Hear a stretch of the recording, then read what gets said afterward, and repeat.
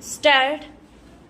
You have rightly stated that the principle of this bill has been unanimously accepted by the House, and most of the relevant points have been made out, and that no time of the House should be taken by repeating the same points again and again. Stop. One of the points on which I want to lay stress and which is being disputed again and again by the Treasury benches is the question of cottage industries. Stop. Though you pointed out to them yesterday that there is provision in this bill to take into consideration the cottage industries also, and the Honorable the Deputy Minister realized it again, there was a point raised by Mr. Sidhya today, and the Honorable Speaker, who was in the chair at the time, said that the scope of the bill is confined only to the consideration of protection to industries as against foreign industries, is that to give protection to the indigenous industries as against important goods, and the question of cottage industries does not come in here. Stop. The Honorable Deputy Minister detoured this. Stop.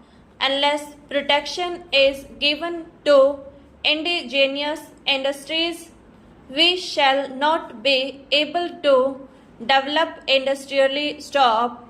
I wholeheartedly support this proposition. Stop. I am not against it. Stop. Stanza.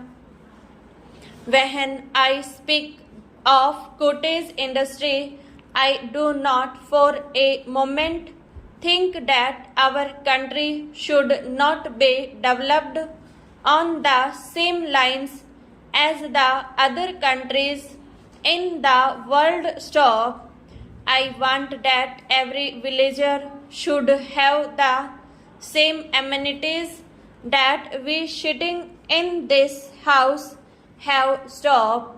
Every villager should have these furnitures, fittings, houses, and so on. Stop. The only thing is that the existing economy should not be disturbed and sacrificed before substitute arrangement is made. Stop. Before we give protection to any bigger industries, the first thing we should consider is that the materials which are at present being produced in our villages to meet the requirements of our villages and on which the economic life of the villagers rests are properly safeguarded. Stop.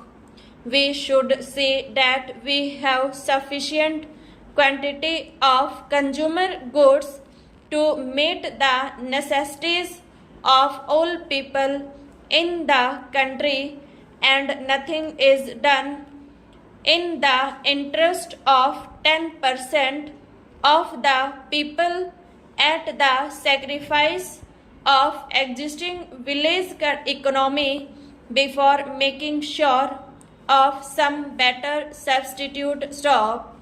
I find that at the present moment our attention is confined to the amenities and requirements of a portion of the population only. Stop.